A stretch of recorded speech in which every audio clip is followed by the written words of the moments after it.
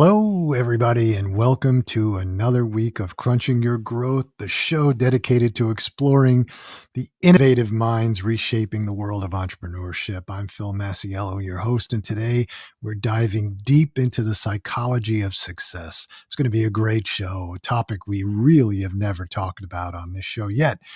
How do great founders sustain momentum under intense pressure? How can leaders build teams to thrive, not just survive in the high stakes environment? So joining me today is Marina Morgan, an organizational psychologist, entrepreneur, and the founder of the Morgan Impact. Marina combines neuroscience, psychology, strategic insights to equip entrepreneurs with the tools to master their mindset and craft sustainable paths to success. So get ready to unlock your potential, strengthen your resilience, and elevate your leadership to new heights. Hi, Marina, and thank you for taking the time to join us today. It's going to be an exciting show. I can feel it. Hi, Phil. I'm so happy to be here, like a huge fan of your podcast. This is a really Thank you. great honor to join it like a guest. Thank you. Thank you very much. And I appreciate you coming on. So why don't you give us a little bit of your background, how you got into this, why you chose this path, and why you think it's beneficial to entrepreneurs. So, more than 15 years ago, I was graduated as organizational psychology. I have a master's degree in this. And since then, I'm working in this field. And my career engaged in some part of the corporative development. I was the head of the talent development in the biggest technological companies. One of the biggest one was something like 300,000 of employees, and my responsibility was to create development programs and to keep the educational and development system, follow them, but with a very important focus. These skills should influence for the income of our company where I worked. And I always need to prove by the results that everything that we are doing with our employees really brings some money to the company. I think that experience influenced a little bit for my focus and for my methodology of working. And that's how I came to the neuroscience field, because at one moment I understood that business psychology and coaching, I'm a certificated coach, is not enough to provide these results. But also, my first job was my own company. It was washing windows companies that I started like a student with my boyfriend, and it was really great. We just put the announcement in our neighborhood, and we got so much clients for the first several days that after a week of that, we were able to hire some another students, and it became our business. And it was really great because in one day I earned more money than for all months like a student. So, and my career engaged both working in big companies, like an employee inside of them, and also running my own businesses in absolutely different fields. And at one day, it will be a long story. I don't want to dive very deep into it. That's okay. I moved to one day I came to the California for the business trip, and natively I'm from Russia, and I just got this feel that I belong to this place and I want to be here and I want to do something here, and I moved very fast, very quickly. uh, my colleagues, psychologists, are not, advised to do something like this, to move in another country when you're on the top of your career. At that moment, I worked in a really amazing company. I got my professional network. It was very easy for me to be very successful in the country. But I really want to try something new, and I changed it. So very fast, I moved to United States, and it was a good time to do it. It was 2021, and all of us knew what happened later, half of the year after I moved here. So, and my great passion here was to create my own agency and to provide the solution that can be very useful for the entrepreneurs, business owners, and talented people that really want to change something in their life, in their business, in their professional development. And I started to develop this approach here, and the results that I have is really impressive. Right now I'm collaborating with amazing people, with amazing professionals who are making a really uh, useful research in the field about the correlation between mental health and business success, and I'm collaborating with them in my work.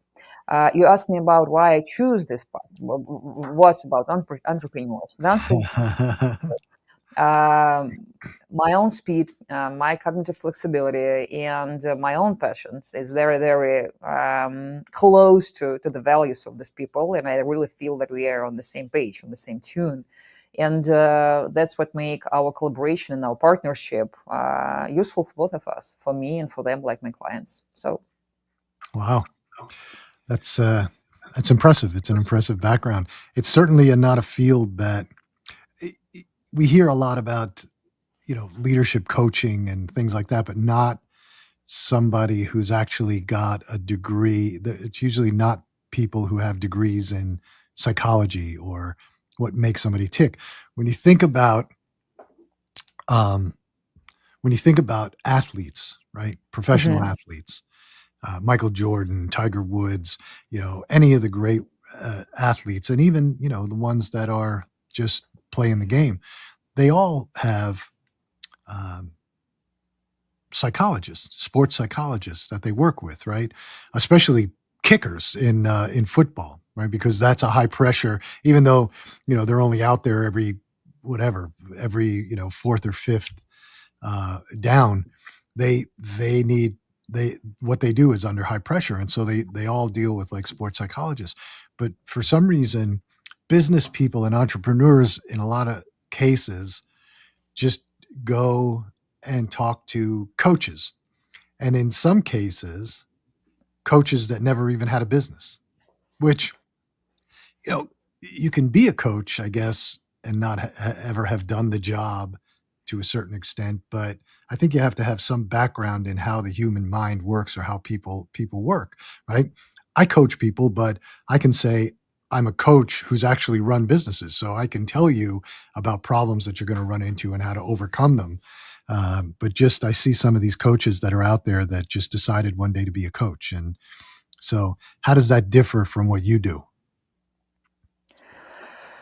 Oh, um, I think that our approach combines some coach techniques, but also just some kind of the business consultation because of my background. And in my company, we're more focused on any requests that are coming from our clients that dedicated to the people, what people bring to your business, how they influence to business results. So, working in person with an entrepreneurs and business founders is only one type of service that we are providing.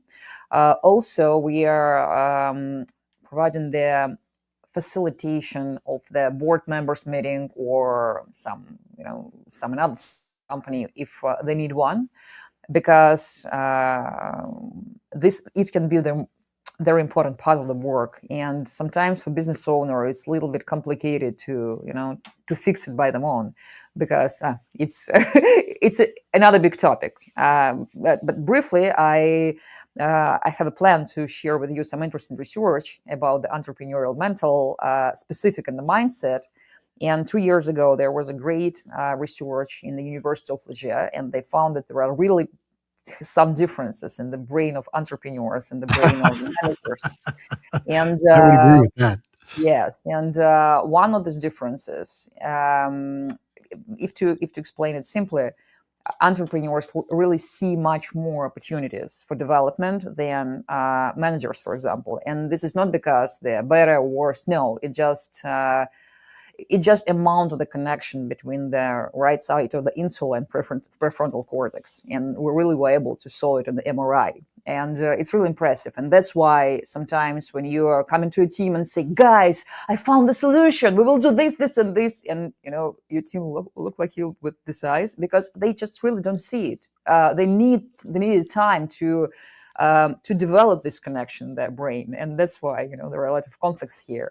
And when you need to do something with your team very, very quickly, it's a really good decision to find the facilitator. So I worked with one interesting request when my client, he was a business owner. He wanted to pivot his business very, very quickly because the business was at the ed tech industry, and they were very, very focused to providing the educational program for the tech professionals. And layoff in the Silicon Valley was started, so their main offer was irrelevant anymore. And they Yeah. want to he wanted to pivot in his business, and he told me, my team is really burned out for the last year. It was a really tough year for us, and I want to put them in another track, but I see that they're absolutely not ready for that. Can you do something with that? And it was several meetings, and the result was really fantastic, because as a psychologist and as a professional coach, I know what to do with the people to help them to um, rise their resilience and to speak with each other honestly, and don't feel any tense in their communication. So this is the second one. And the last one, it's some kind of development programs to develop some skills for the team, for the sales team, soft skills, whatever it was. And my background in big companies are really very useful here.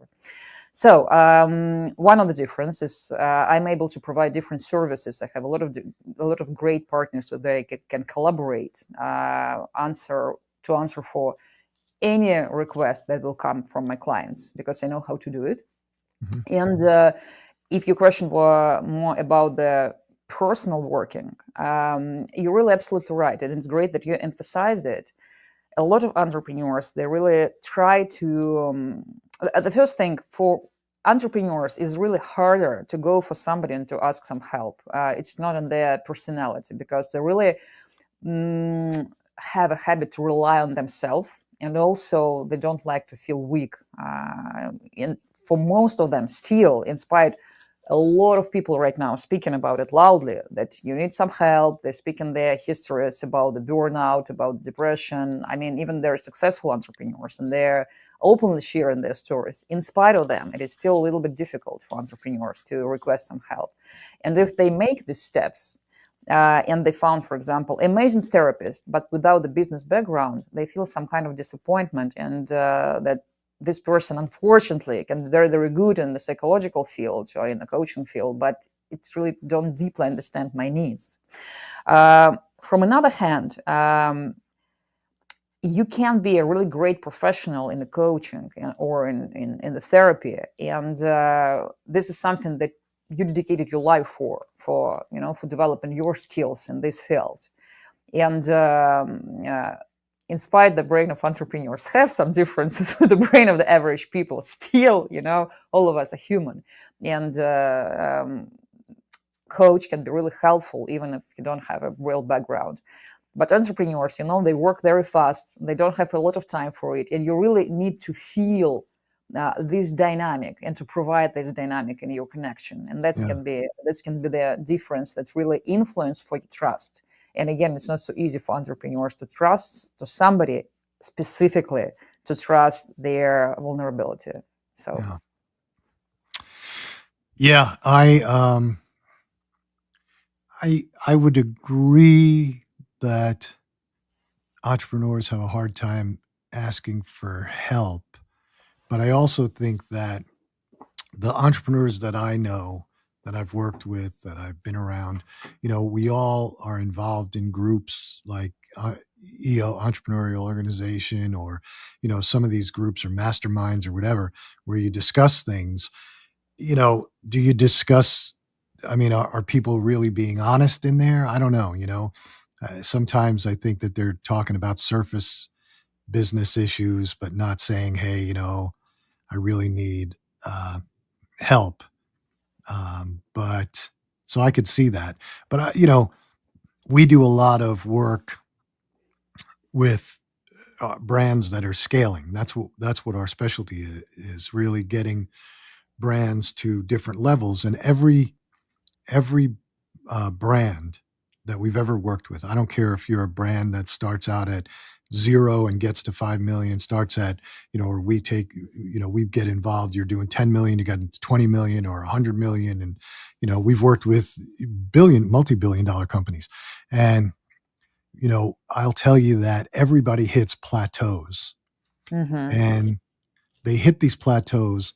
And sometimes the entrepreneur, the founder, doesn't know what to do. Like, he's really great at getting from 0 to 20 or 25 million or 50 million, but he can't really get over that next hump.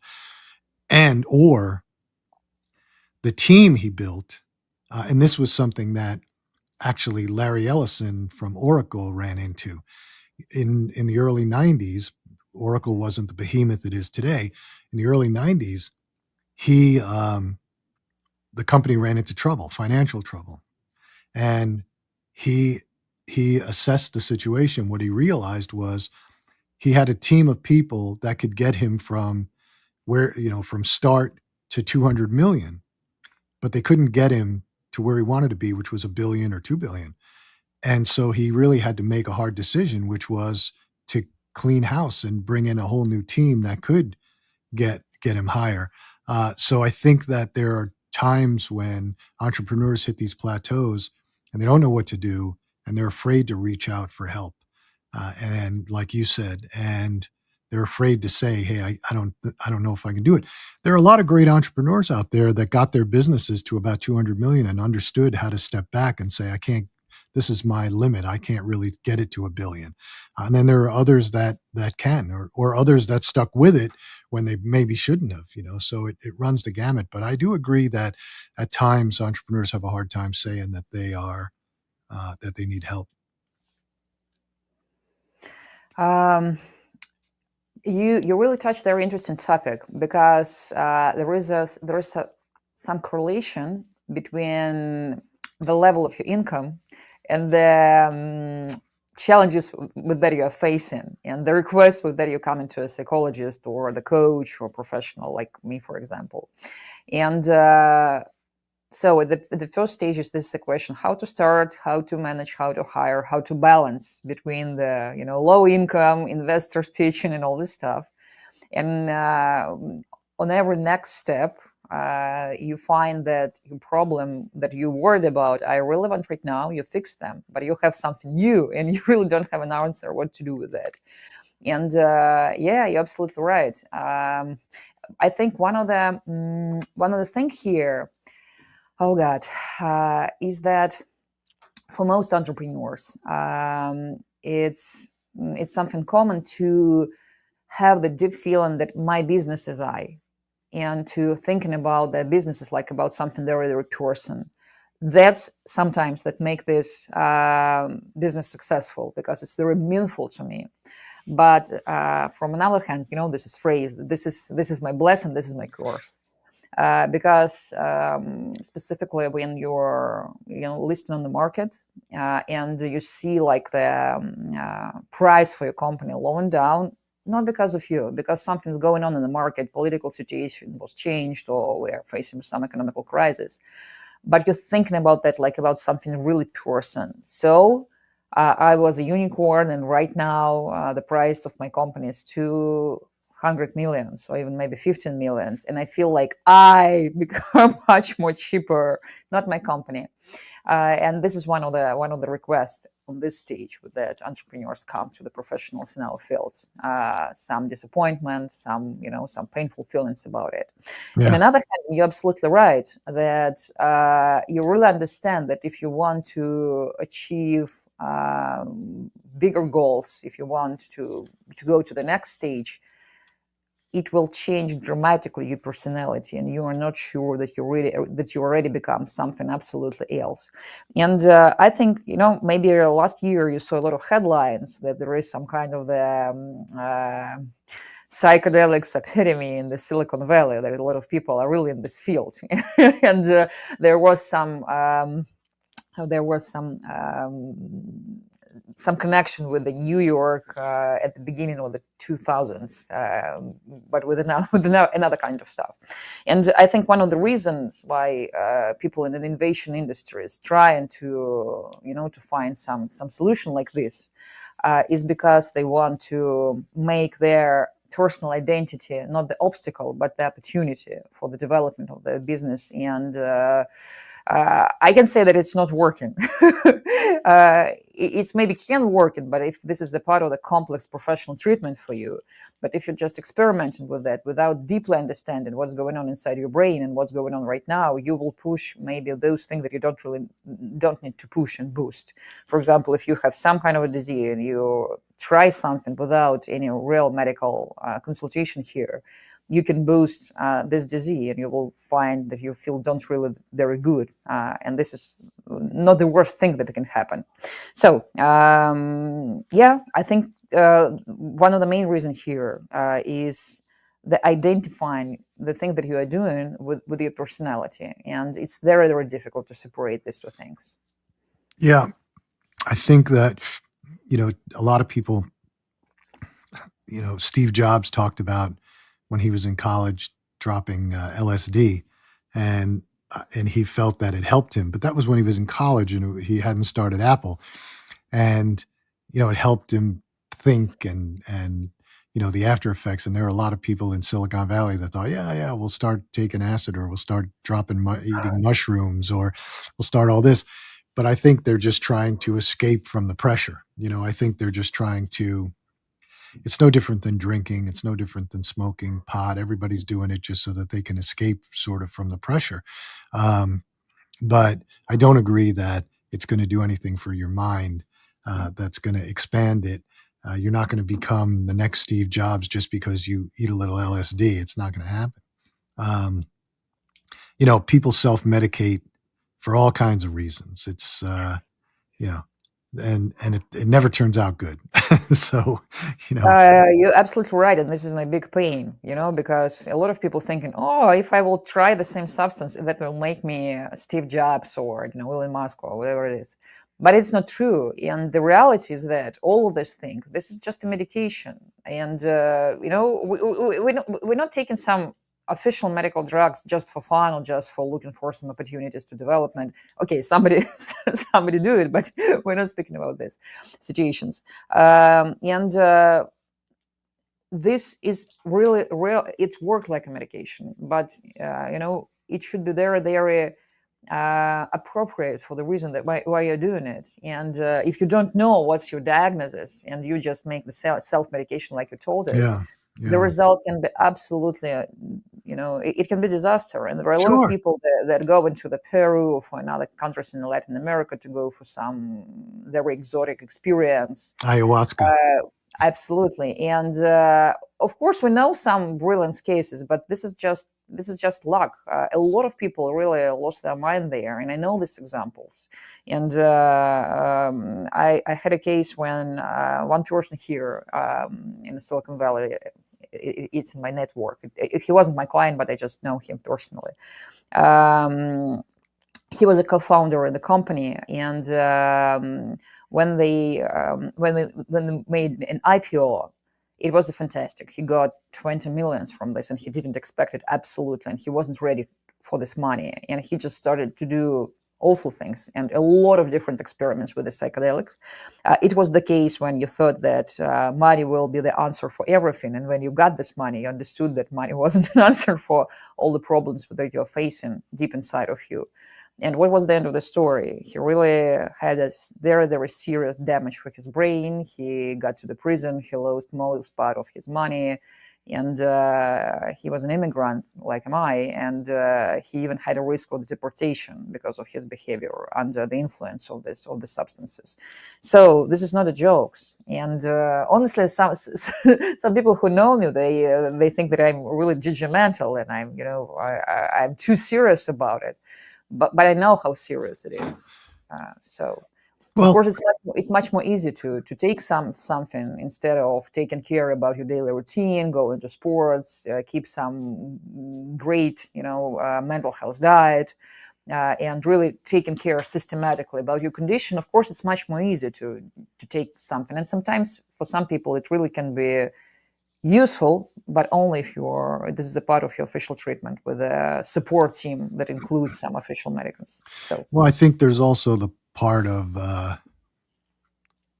entrepreneurs that they feel like they're invincible, and so they feel like they can do anything. So I'll do drugs. It's not going to affect me because I'm invincible. There are a couple of instances of that where and people are dead because of it. So yeah, I agree with you. People aren't focused on what the problem is. They're not focused on other ways to deal with it. They're just focused on, trying to get rid of the pressure or whatever it is at that point in time. Um, the other thing is, and you touched on it, I think in the beginning, and we've had somebody on here talking about it, and some of us have experienced it firsthand that, you start a company and it's like your company, it's part of your identity. And then you work that company and you get it to a certain point, and then for whatever reason you sell it. And maybe it was part of the plan, maybe it was, an opportunistic thing, but you sell it. And then there's a period of time where the entrepreneur goes into a little bit of a depression over it because it was part of their identity. And so that's that's a part as well. And they don't, at that point in time, they generally don't reach out for help. They just sort of deal with it. And we've had a lot of guys and gals on here that have founded companies that have sold them and gone through that very thing and trying to figure out what to do next. And, they got to get right back out there, and then that's one thing. And then there are guys out there that have built companies that just built them to be sort of happy in their life. We had a couple of guys on early on, and I know them. I mentored them a little bit, and they weren't focused on trying to build $1 billion company or a multi-million-dollar company. They were perfectly happy building a great lifestyle business where they could do what they wanted to do when they wanted to do it, but generate income through what they were doing. And that sort of mentality, I think, keeps you from getting depressed or having to look for things. So Yeah, you're absolutely right. I think this is a very important part of this journey to deeply understand your motivation, why you are starting this business, and deeply understand how your motivation is changing during your journey. And this is another part here, the relationship between you and your co-founders, if you have one, because this thing is also how that dynamic. I think that most of our listeners heard about this founder's dilemma. And in this research, there was an information that 65% of the startups that got the investments and were really great potential to success broke up because of the relationship between the founders. And one of the reasons for that is because the motivation is changing during this journey, why we are started with business and what we really want now. And this is not the thing that you're focusing on, what's going on between you and yourself or between you and your co-founder during this journey, because you yeah, have so much thing on your plate, clients, marketing, investors, if you were in the venture capital business model, pivoting, market challenges. And the last thing in the list of your priorities, what I feel about it, how my motivation is changing, and what's going on in my relationship with my co-founder or the co-founders. Are they happy? Are they still want the same thing that we wanted? And this stands, rising up during the time. And at one moment, it became like a bump. And this is not the moment that you really want it happens. yeah, yeah, Typically, it happened before the next step to the scale, because one of you are ready to run and you want to develop your business and you want to be the part of this competition in the future. And your team members, I mean, the co-founders, the most important team members, they don't want to do it anymore. They don't want to have a time with their families. They want to get some rest, as you told. They just want to have some fun, to keep the great, life balance, to do something, but not only the startup, because you really already dedicate 3 years of your life for that. And this is important part of that as well, to have this conversation sometimes, and it really can be it like a family therapy. And a lot of licensed therapists who are working with the co-founders, this is the family licensed therapist, because it's really something similar here. Sometimes we're spending with our co-founders much more time with our real family members. And this is important part. But if, for example, you're running your business by your own, this is really good sometimes to speak with somebody. I have a clients with that we have the very specific format of the communication. We have some consultation one time per couple of months because of their schedule, because of the dynamic.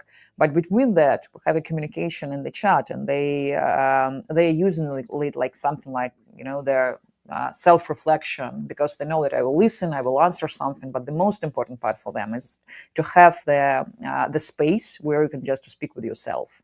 And it's very difficult to do without any another side who will listen to you. So that's how Yeah. it works sometimes. Yeah. No, I think, well, I'm a big fan of therapy to begin with. I think that it's very helpful. So, and I think as a having somebody to talk to or having somebody to confide in with, you know, it's always helpful. But there are a lot of people out there that are opposed to it. A lot of people that don't want to do it. So, but I do think that we need it. I think a lot of people need it. Nobody's strong enough to just get by on their own in their own head, you know. And people have mentors and people have, uh, coaches, like I said before. But sometimes, you know, it's not. I think having a coach who's never really been in your position before is really tough because they're going to just guide you down the path of their normal stuff that they read in a book somewhere and then start bringing faith into it and all that. And maybe that's not right for you, right? So anyway. I absolutely understand what you're talking about. So, I want to be polite for, for my colleagues in the industry and say You don't have to every be polite. professional can be useful, but this is a really personal thing, and I absolutely understand what you're talking about. And this lack of trust that happened because you didn't have a great experience with the previous professionals, it really influenced it. It makes sometimes my work harder because I need to have this time to prove that it can be useful for you. Don't worry about it. So about the success, at the beginning of our conversation, you told that we will speak about the successful aspects of the entrepreneurship. Do you want us to dive a little bit deeper into this Yeah. topic? Okay. So I think here we can have two general groups. The first group of the people who want to develop something which we name entrepreneurial mindset. And I want to say that this is very, very young field of interest in the neuroscience and in the psychology science. I mean, the entrepreneurial mindset and entrepreneurial brain. It became more or less popular only 15 years ago. I mean, some official studies in this field. And this is interesting part of it. Different research demonstrate us that entrepreneurs are really more vulnerable for several very important diseases like depression, bipolar disorder, addictions. They're much more sensitive and vulnerable to that. For example, entrepreneurs facing with a depression 2 times per more than general population, and also really impressive numbers among the entrepreneurs. There is 11%. There are 11% of the people who are facing with a bipolar disorder, and only 1% to general population. It's really dramatic numbers. And if we will speak about the United States entrepreneurial community, 72% of them are facing with a different mental health challenges or issues. This is 22 million people. This is 22 million people. Sorry, English is a second language, and sometimes I understand. some mistake happens.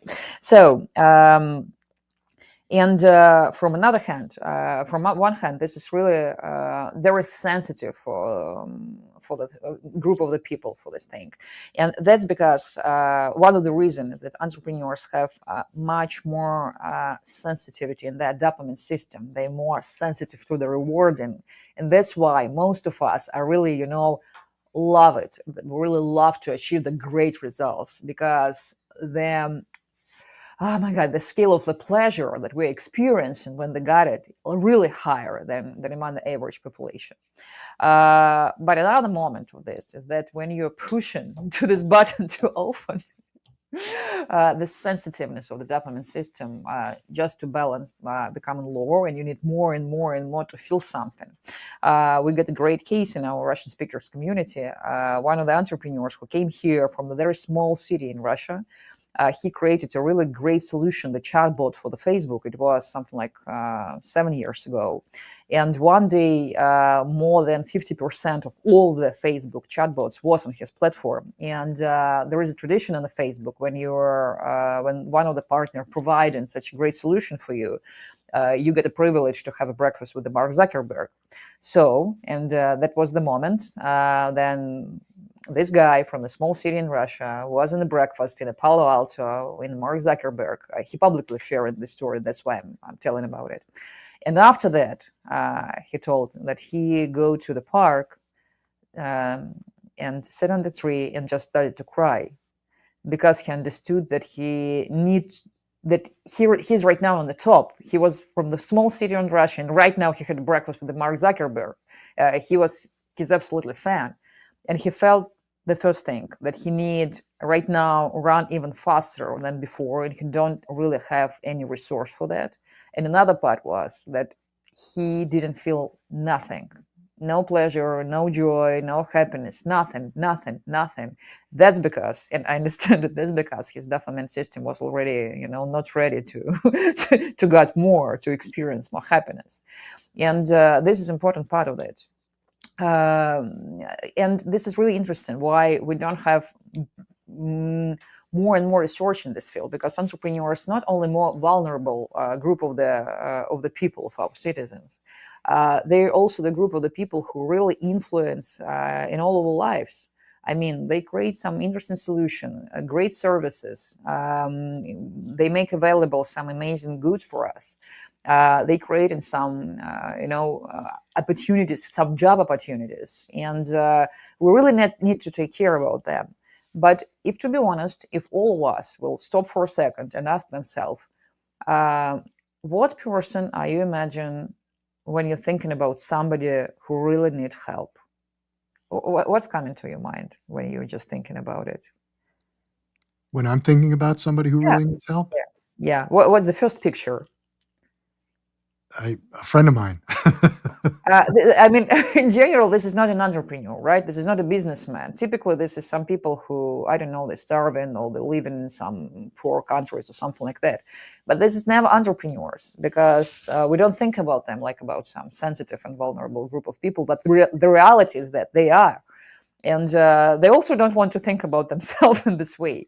Sure. And we have a really huge budgets for different problems in the mental health area, but nobody focus on entrepreneurs. And if you will just dive a little bit deeper into research that are provided in this field, you will find that typically they are financed by some, private funds, by some successful entrepreneurs who faced with depression, for example, and they went through this problem, and they really right now want to make some impact in this community.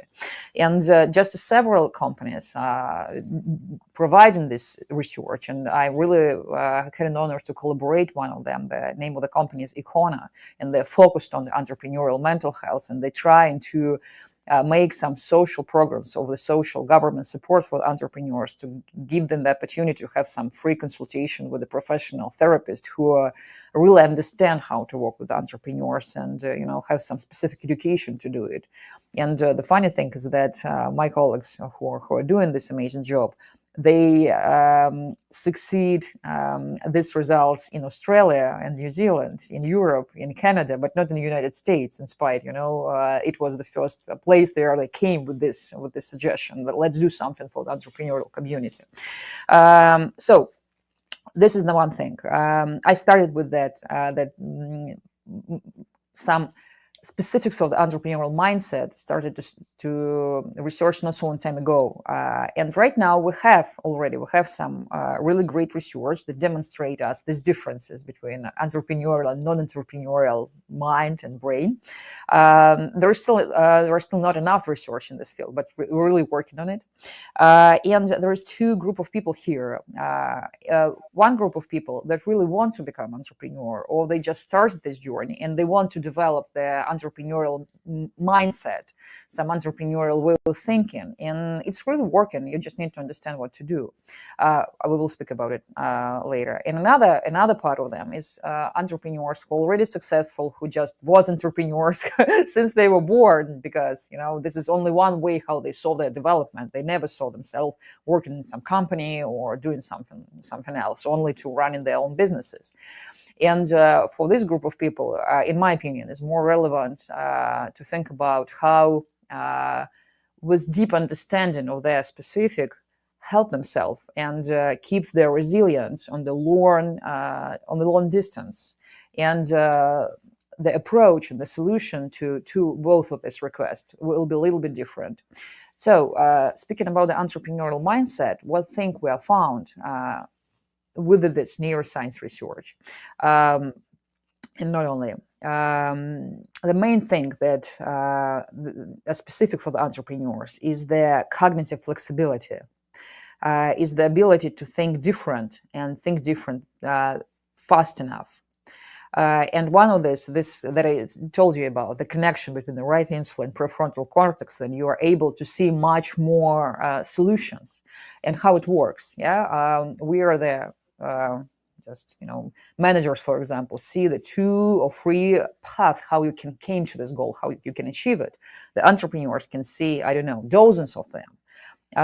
Because that's how their brain works. Sure. And also, we are always focused on looking for some solution because we have a strong belief that you are always able to find it for any of your goal, for any of your requests, for any of your field of your interest. You will always find the path how to come it, and that's how a brain works. Another part of this is their risk taking. I mean, for entrepreneurs, it's much more easy to take the risks. But it's not only because we're such brave. It's true. It is also because we're very brave. But it is also because the entrepreneurial brain working a little bit faster than for the average population. And honestly, sometimes we're not able to count all the risks that we can face it with. Right. And that's make us to go for the new fields, to some unknown territories without the feel of the fear like the average people feeling typically, facing with something new, with some really dramatic change, because we just see our goal. We don't see any obstacles. We're thinking very fast. We are focusing on opportunities, and that's why specifically when you're grown, it's really great to have a co-founder or, for example, the financial director or CEO that will more focus on this risk taking, because it will balance you. You will provide in the opportunities, some strategic opportunities, some new things, some pivoting things, and it will be great to have somebody close to you that will say, let's just breathe out and let's be clear here that we really counted all the risks. The another thing here, that's because of the dopamine system specific that I mentioned above. The another thing, the entrepreneurial prefrontal cortex is a little bit more active than the average population. Again, this is just the numbers. We should understand it. There are different people, different varieties of that, different individuals.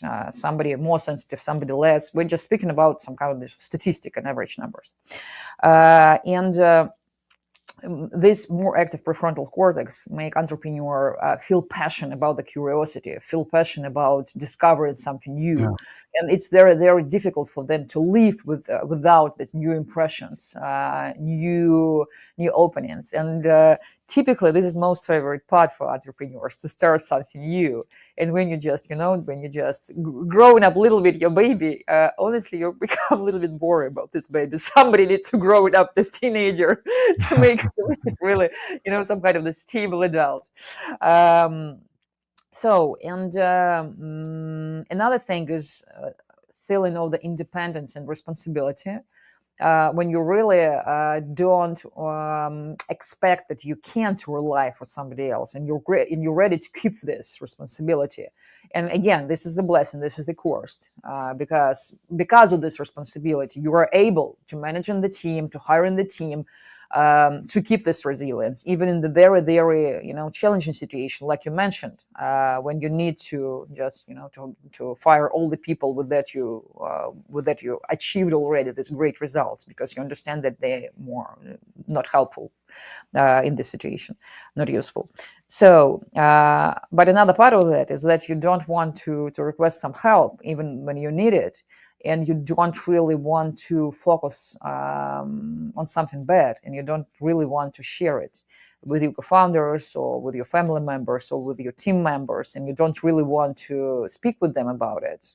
And I know a lot of different situations, includes my clients, who lost their businesses because they didn't want to speak openly with the team that we are really with the problems right now, Yeah. because they don't even have in their mind this idea that I can share this responsibility with somebody, includes my team members. And we're already in the situation where you don't have enough money to pay the salary for them, and you just saying them about it because you need to. And maybe if you did it couple steps before, and you spoke with them, thinking about that, you are able to share this responsibility. You can not get these problems, and maybe you were able to save this business, to save your business. So, and the last interesting thing is the emotional intelligence. And we have numbers that demonstrate us that entrepreneurs typically has higher level of that, of AQ. So it's not for all. Again, there are a lot of different ways how to become a successful entrepreneur, but typically we can see it, and that's what make founder of the business sometimes a great seller or great people manager or something like that. So, and if you want to develop it, you just started your business, for example, or you want to scale it a little bit, you just need to think about it, how you can develop these skills. And the main thing here is the cognitive flexibility. And you can find the way to develop it in very unexpected fields, like, for example, dancing or making something unusual physical activity to you, because our brain typically dedicates 70 or 65% to the physical activity, and that's where we mostly spend our brain resources. And Sure. when you do something new, I think that's the reason why a lot of entrepreneurs here in Silicon Valley, they're surfing or they're doing something with their body, because it's really keep your brain in a great shape. Or you can develop some creative skills, because we don't have different brain for our business running, for our business managing, or for our personal relationship, or for sport. We have the same brain, and when you develop your brain in one field, you will see the result in another field. And sometimes it's much more easy to achieve these development goals in, for example, sport activities or something like this. And it's really important to focus on your creativity abilities and to do absolutely different things if you want to develop it. If you feel that you don't maybe have enough right now, this cognitive flexibility things, Sure. it's a great thing to work with the language as well. It's unexpected too, but to learn some to learn some poem, to try and to practice some new words, maybe to create some language that you will speak with the people close to you. Also, to learn new language, it also can stimulate those brain areas and to create some new connection, unexpected connection, because that's what language about. Some new interesting connection between those meaning that in your native language, for example, organized in another way. So anything anything interesting that you can do with your body will some kind of the boost here. And speaking about another thing that I mentioned about the risk taken, here is really good to work with some professional, like therapist, a coach, if you really feel that you don't want to, that it's some pain thing for you, this risk taking, because all of us need to understand very important thing. If you don't want to have some risks, and you have some anxiety about it, that you will maybe fail or something like that, you should understand that this is the only one way to reduce the level of risk, to do something that a lot of people already did before you. And typically this is not the field that you can really success, because if a lot of people before you already did it, your competitive market will be really strong here. uh, and if you want to do something new, you shouldn't think about the risk, and you shouldn't think about fear of failure or something like that, because this is the only one way to do something new, to create something new, is to make a huge amount of mistakes and to fail a lot of times. This is only one way. There is no another way to do it. And if you want to do something new, you should be ready. You should be ready to fail a lot of times without any feel of fear here. And again, if you feel this fear, maybe you need to work with some kind of professional mentor or whatever will work for you. Please, you want to say something? We're running out of time, so we need to sort of come up with Okay. the closing on, one bit of advice that you may have for an entrepreneur and what they should do to get better. Very simple advice. If you want to run in a long distance, you need enough dopamine for that, to feel this motivation on all of your journey. The important part of the producing the dopamine is the endorphin inside of our body system, because we experience the endorphin and then we experience the dopamine, and you need to experience the enjoyment in every day of your life. You need to balance this enjoyment. You shouldn't feel enjoyment only of the results of something that you're doing right now. You should to feel enjoyment on all of your path every day. You should focus on it, and you should to learn your nervous system to make choices through the feeling of enjoyment. Starting these very simple steps, like for example, what really I want to eat for the breakfast. I don't know, some eggs or maybe some porridge, whatever it is. And those that you will feel the whole body yes for, you should choose it. And day by day, you should learn your nervous system to make the best choice through the feeling of enjoyment. Because in the future, if you will have these habits, you will be able to make a best decision that's available for you right now, based on the signals of your body. Because our body is always know what will be better for us in these circumstances. This is not typical for the entrepreneur, because typically we're thinking about how to make more, how to achieve the greatest goals. But the main thing and the secret is the feeling of enjoyment in every day of our activities, in every day of our life. So Yeah, this is the advice. that's Enjoy something. that's good advice. That's good advice to end on. Enjoy something. I appreciate you coming on, Marina, and thank you very much. I think it was insightful. Certainly not areas that we focus on, and I do understand the need for it. So fantastic, and I wish you a lot of luck in what you're doing. Oh, Phil, thank you so much. It's really honor for me to be a guest on your podcast, and I really hope that we spoke about something useful for the I think it listeners. was very useful. I think it was And very I useful. really enjoy our conversation, and my enjoyment plan is already done for today. So now I can have some rest. That's great. That's great. Okay, well, we'll see everybody again next week when we bring you another interesting guest and another interesting topic. Thank you.